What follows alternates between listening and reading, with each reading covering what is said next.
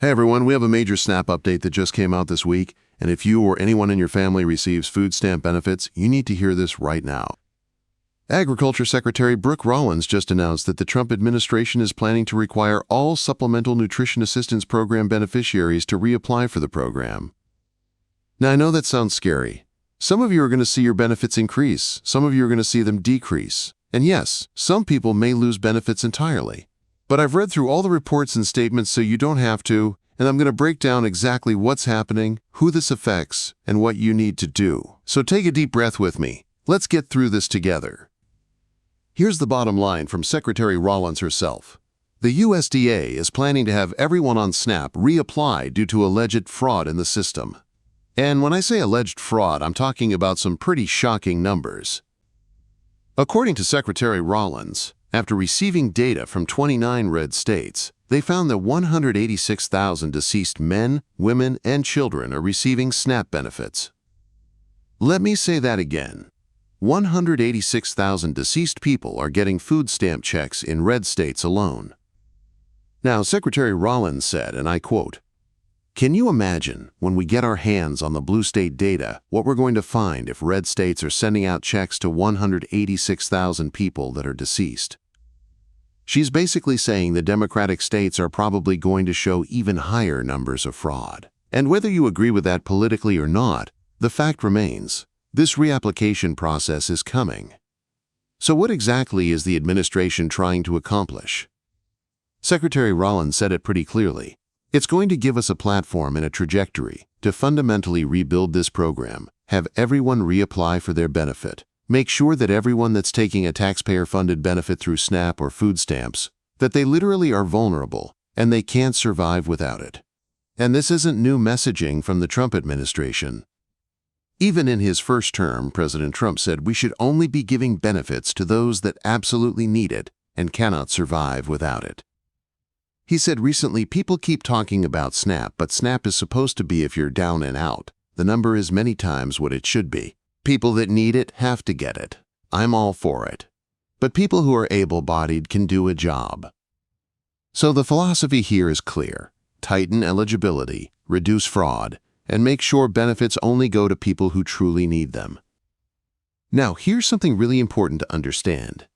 SNAP beneficiaries are already supposed to recertify every 6 to 12 months depending on their state. So why do we need this massive reapplication push? The problem, according to the administration, is that some states have made the recertification process way too easy. It's not in-depth. There's no real human review. You basically just reapply and get your benefits almost automatically. What the Trump administration wants is for every state to have human reviewers actually going through each case carefully. They want to make sure states are being responsible and only giving money to people who absolutely need it. And here's the kicker. The Trump administration is going to penalize any state whose error rate gets too high, so states are going to be under serious pressure to tighten things up. Okay, so timing. We don't know the exact date yet because the USDA hasn't released full details. I reached out. Multiple reporters have reached out, and we're still waiting for specifics. But here's what we know from multiple reports. This likely won't happen until after we know for sure the government won't shut down again. That means after January 31st. If the government stays open and we get a full funding bill for fiscal 2026, this could happen as soon as February. So we're talking weeks or months away, not years. This is imminent. When we talk about fraud, it's not just dead people receiving benefits. Republicans and Secretary Rollins are talking about cracking down on folks receiving SNAP who aren't working when they should be, people who have unreported income, and what they call error payments, which are miscalculations from SNAP administrators. Now, it's worth noting that beneficiaries are already required to update their work history, income, and household changes regularly, or they get kicked off the program.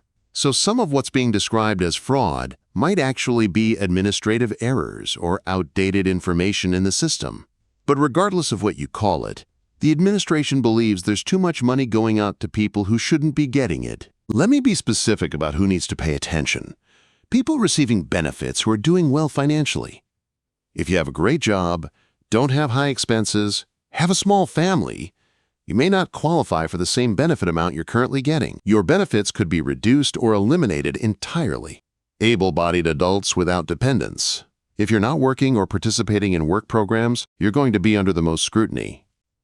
The administration is specifically targeting people they believe could work but choose not to. College students. If you're a student receiving benefits, your eligibility is going to get a hard look because the work requirements for students are already strict. People with unreported income changes. If your income went up but you didn't report it, or if you're doing side work under the table, this recertification is going to catch that. Now here's something that might help soften the blow for people who stay on the program or who see reduced benefits. The Trump administration just announced food trade deals with South American countries, Argentina, Guatemala, El Salvador, and Ecuador. The goal is to lower prices on things SNAP beneficiaries buy the most: bananas, avocados, coffee, meat, and other staples.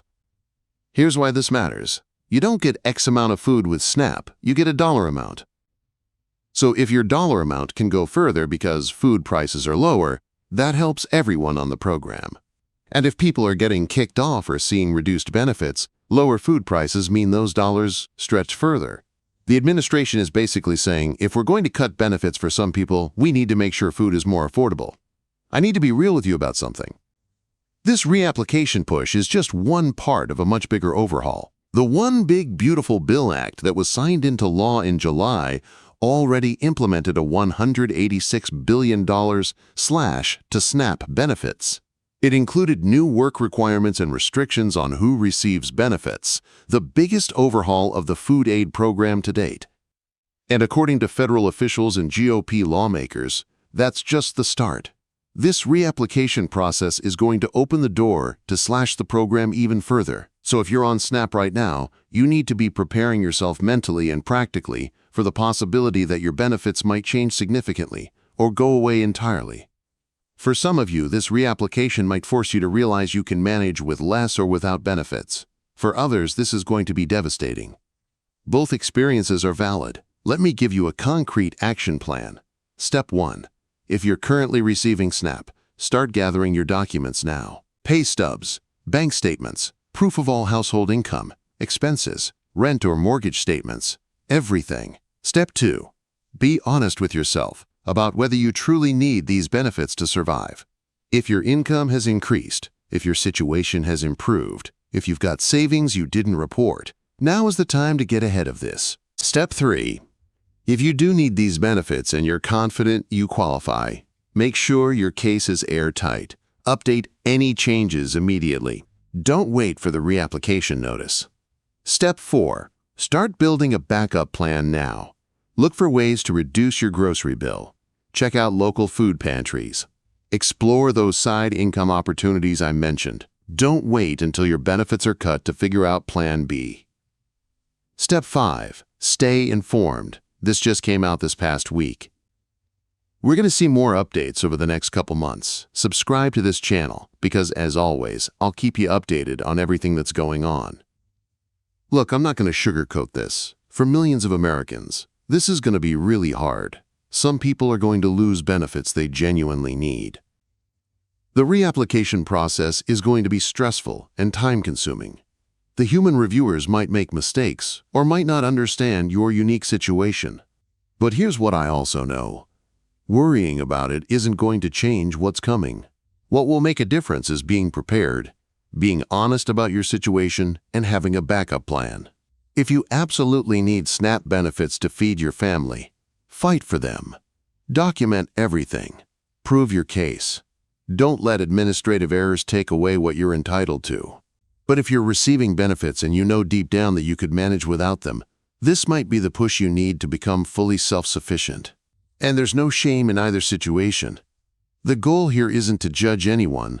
The goal is to make sure you have the information you need to navigate what's coming. If this video helped you understand what's happening, please hit that subscribe button and share it with anyone you know who receives SNAP benefits. The more people who are prepared, the better. I'll be creating follow-up videos as we learn more details about the timeline, the reapplication process, and state-by-state differences. so make sure you're subscribed with notifications on. And remember, whether your benefits increase, decrease, or stay the same, you're going to get through this. You've survived tough times before, and you'll survive this too. Thanks for watching, and I'll see you in the next video.